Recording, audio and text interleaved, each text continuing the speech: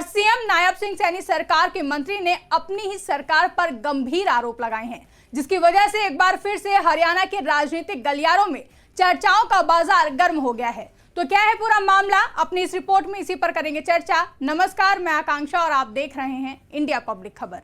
हरियाणा विधानसभा चुनाव भले ही खत्म हो चुके हैं, लेकिन आरोप प्रत्यारोप का दौर अभी भी जारी है।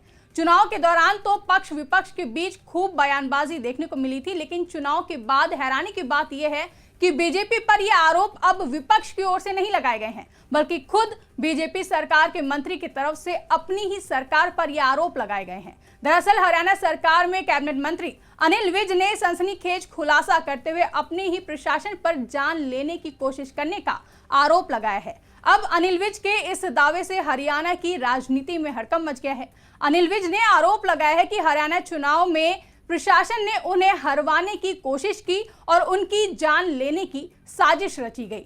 उन्होंने एक कार्यक्रम के दौरान ये दावा किया है और उनके इस दावे के बाद से सवाल उठने लगे हैं कि अगर इन आरोपों में जरा भी सच्चाई है तो आखिर ऐसा किसने किया, क्यों किया और किसके इशारे पर किया होगा। और सबसे बड़ा सवाल तो ये उठता है कि हरियाणा विधानसभा चुनाव में अनिल विज किसके लिए खतरा बन रहे थे। क्या उनके लिए मुख्यमंत्री पद के लिए दावेदारी ठोकना ही उनकी सबसे बड़ी कमजोरी थी, या फिर उनके लिए सबसे बड़ी मुसीबत बनकर सामने आ गई है। इन सभी सवालों को समझने की कोशिश करेंगे, लेकिन पहले जान लीजिए कि अनिल विज ने आखिर क्या क्या आरोप लगाए हैं। बता दें कि हरियाणा सरकार में मंत्री अनिल विज अंबाला में विधानसभा चुनाव के बाद आयोजित एक धन्यवाद कार्यक्रम में शामिल होने के लिए पहुंचे थे, जहां कार्यक्रम को संबोधित करते हुए अनिल विज ने कहा कि प्रशासन ने सारा जोर लगाया कि अनिल विज हार जाएं। प्रशासन मुझे हराना चाहता था। प्रशासन ने ये किसके कहने पर किया वो जांच का विषय है। मैं कोई सीधा आरोप नहीं लगा रहा। कोशिश की गई कि खून खराबा हो जाए, उसमें अनिल विज मर जाए या अनिल विज का कोई वर्कर मर जाए, ताकि चुनाव को प्रभावित किया जा सके, चुनाव को रोका जा सके।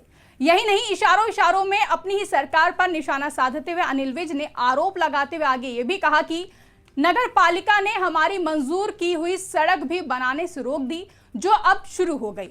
अब तो कोई टेंडर नहीं हुआ तो सड़क कैसे बनने लगी। अगर टेंडर पहले शुरू हो गए थे तो सड़क चुनाव के दौरान भी बनाई जा सकती थी। कहीं पर कोई कोड ऑफ कंडक्ट इसके लिए मना नहीं करता, लेकिन फिर भी सारे काम रोके गए। अब अनिल विज के इन सब बयानों के बाद से हरियाणा की राजनीति में एक बड़ा भूचाल आ गया है, क्योंकि अनिल विज ने जिस तरह से प्रशासन पर आरोप लगाया है कि प्रशासन चाहता था कि खून खराबा हो जाए और चुनाव रुक जाए, ये काफी गंभीर आरोप है। वो भी तब जब हरियाणा में एनडीए के नेतृत्व में बीजेपी की सरकार बने हुए 1 महीना बीत चुका है। ऐसे में अनिल विज के इस बयान पर सवाल उठने तो लाजमी है। यहां तक कि अनिल विज ने तो आरोप लगाते हुए यह भी कहा कि उनके अपने ही लोगों ने उन्हें हराने की साजिश रची। बीजेपी के नेता ने उनकी ही प्रतिद्वंदी चित्रा सरवारा को, जो कि अंबाला कैंट से निर्दलीय उम्मीदवार थी, उनके लिए प्रचार किया, उनके कैंपेन्स में लोगों को जोड़ने का काम किया। अनिल विज ने कहा कि चुनाव तो जीते हैं, लेकिन इस बार विधानसभा चुनाव में कई ताकतें मेरे खिलाफ लड़ रही थीं। एक सज्जन आशीष तायल ने लोगों को गली गली में बैठक करके चित्रा सरवारा के कैंप में ज्वाइन कराया। उन्होंने जो जो किया सारे सबूत मेरे पास हैं।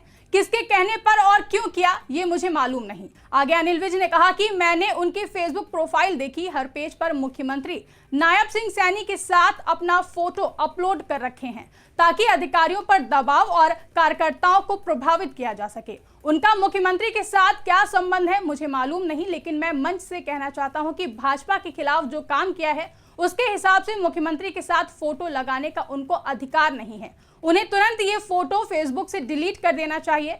हम मुख्यमंत्री को बदनाम नहीं होने देंगे।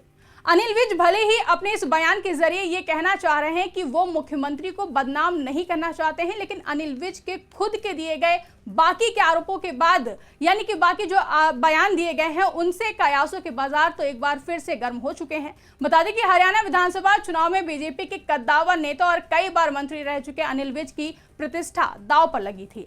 अनिल विज ने अंबाला कैंट सीट पर 7,277 वोटों से जीत दर्ज की थी। कांग्रेस ने यहां से परविंदर सिंह परी को टिकट देकर चुनावी मैदान में उतारा था। वहीं हरियाणा में बीजेपी के चुनाव जीतने से पहले ही मतदान के बीच अनिल विज ने मुख्यमंत्री बनने का दावा भी कर दिया था। उन्होंने कहा था कि सरकार तो बीजेपी की ही बनेगी और मुख्यमंत्री वही बनेगा जिसे पार्टी चाहेगी। अगर पार्टी मुझे चाहेगी तो अगली मुलाकात आपसे मुख्यमंत्री आवास पर होगी। मैं पार्टी में सभी से सीनियर हूं। अनिल विज के इन्हीं दावों पर गौर करते हुए और उनके अब के आरोपों को जोड़ते हुए कहा जा रहा है कि शायद अनिल विज का सीएम पद की दावेदारी ठोकना ही उनके लिए मुसीबत बन गया और उन्हें हराने की कोशिश की गई। लेकिन अब जब अनिल विज हरियाणा सरकार में कैबिनेट मंत्री बन गए हैं तो वो जिस तरह से अपनी ही सरकार पर आरोप लगा रहे हैं और सवाल उठा रहे हैं, उसे लेकर कथित तौर से यह भी कहा जा रहा है कि शायद ऐसा इसलिए किया जा रहा है क्योंकि अनिल विज मुख्यमंत्री बनने का सपना देख रहे थे, जो कि पूरा नहीं हो पाया है। लेकिन अब अनिल विज के आरोपों से हरियाणा के राजनीतिक गलियारों में बवाल जरूर मच गया है। चुनाव खत्म हो चुके हैं, परिणाम सामने आ चुके हैं, सरकार बने 1 महीना हो चुका है। ऐसे में इतने दिनों बाद जब अनिल विज ने ये आरोप लगाए हैं तो सवाल उठने लगे हैं कि आखिर अनिल विज का मकसद क्या है, क्योंकि इशारों ही इशारों में अनिल विज ने अपनी ही सरकार को भी सवालों के घेरे में खड़ा कर दिया है, जिसमें उन्होंने कहा है कि पहले नगर पालिका ने हमारी मंजूर की हुई सड़कें बनाने से रोक दिया था, जो कि अब वो दोबारा से बनाना शुरू हो गई हैं। खैर, वजह जो भी हो, लेकिन अनिल विज के इस एक आरोप से अब सवाल ये भी उठता है कि क्या उनका अपनी ही सरकार पर इतना बड़ा सवाल उठाना सही है? आपको क्या लगता है? कमेंट करके हमें जरूर बताएं। साथ ही अगर अभी तक हमारे YouTube चैनल